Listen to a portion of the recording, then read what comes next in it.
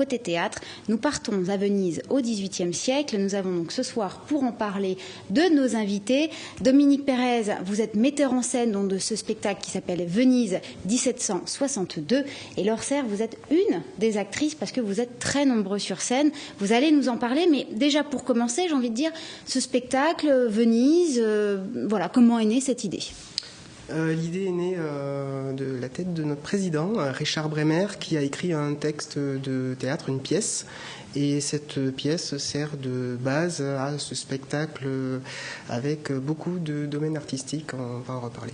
Oui, alors parce que pour l'évoquer, vous parliez du président. En effet, cette pièce est montée, vous êtes tous membres de l'association des jeunes Castelforains. Donc voilà, le président de cette association a donc écrit cette pièce.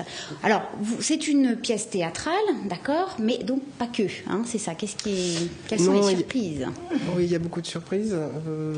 Laure, dites-nous. Oui. Alors l'association effectivement requiert beaucoup de groupes différents sur scène pour le spectacle. Donc nous avons toute la partie des comédiens, il y a la partie danseurs également, la partie peinture avec de la peinture faite en direct pendant une durée sur le spectacle. Nous avons également du chant, de très belles interprétations, effectivement. Donc beaucoup de disciplines artistiques. Tout à fait. Puisque donc votre association, donc l'objet, on peut juste peut-être préciser les objectifs de cette association. L'objectif de l'association, c'est de promouvoir le patrimoine culturel régional, mais aussi au-delà, et aussi d'apprendre dans les différents domaines artistiques. D'accord. Donc des ateliers sont menés, chacun dans une discipline, donc c'est très très bien organisé. Et tout cet ensemble fait qu'aujourd'hui vous avez monté cette pièce. Donc c'est sa deuxième édition, hein, c'est ça. Vous l'avez jouée une première fois l'année dernière. Oui. Et du coup il y a quelques améliorations peut-être cette année. Oui, c'est une reprise par rapport au spectacle de l'année dernière. Alors il y a quelques changements au niveau des comédiens. Et puis effectivement des améliorations scéniques. Donc c'est un spectacle où il y a donc tous les aspects artistiques effectivement dont on a parlé. Alors pour peut-être donner à nos téléspectateurs une idée plus précise de ce que peut être ce spectacle, nous avons un extrait de l'édition précédente. On va regarder. C'est de l'arme qui emplit ma poitrine. Si je peux te recommander une chose, c'est de prendre du bon temps avant de te marier et de fonder une famille.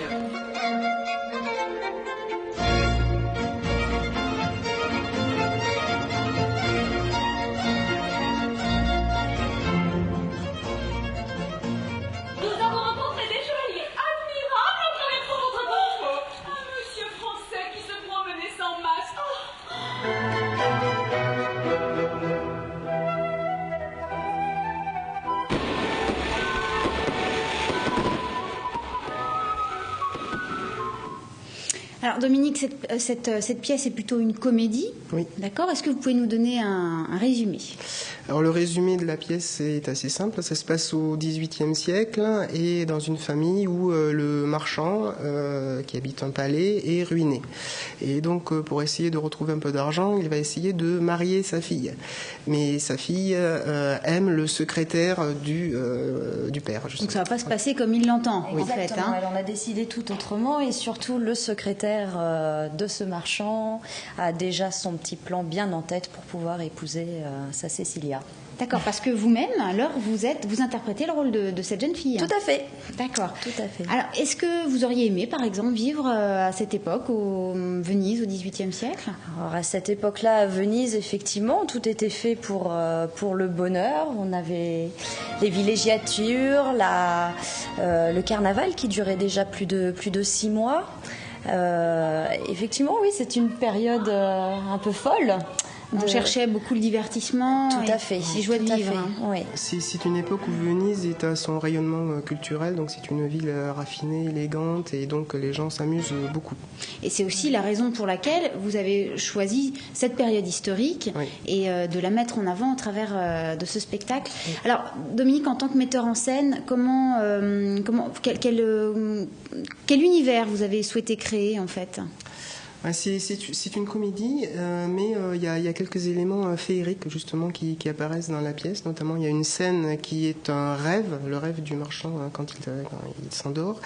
Et donc c'est un moment assez féerique où on va voir notamment un extrait d'opéra d'ailleurs qui va être chanté.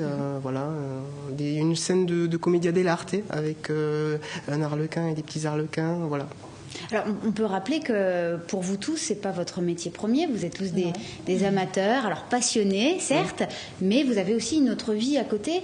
Comment vous réussissez, à vous organiser entre cette vie d'artiste et puis une vie peut-être plus classique? Alors, c'est vrai que dans l'objectif d'un spectacle comme celui-ci, ce ne sont pas des répétitions toutes les semaines. Ça ne commence qu'à partir de janvier, on va dire, où on se retrouve le samedi ensemble. Ça va durer des fois des matinées, des fois des journées ensemble. Il faut savoir aussi répéter entre comédiens, répéter effectivement avec les autres groupes, tels les danseurs, les peintres qui sont bien sûr inclus dans ce spectacle et qui en font partie entière. Donc c'est vrai que sur quelques mois, c'est assez difficile personnellement de s'organiser. Ceci dit, ça prend sur les temps de week-end. On a toujours la semaine pour travailler. Vous vous engagez justement vers cette carrière parallèle. Vous avez débuté quand? Oh, alors moi je fais partie de l'association depuis l'âge de 3 ans, donc d'accord, depuis l'âge de 3 ans. J'y suis presque née. Voilà, beaucoup de mes camarades de l'association m'ont vu grandir. C'est comme ça au sein de l'association, c'est une famille, quoi. C'est un peu une grande famille, hein.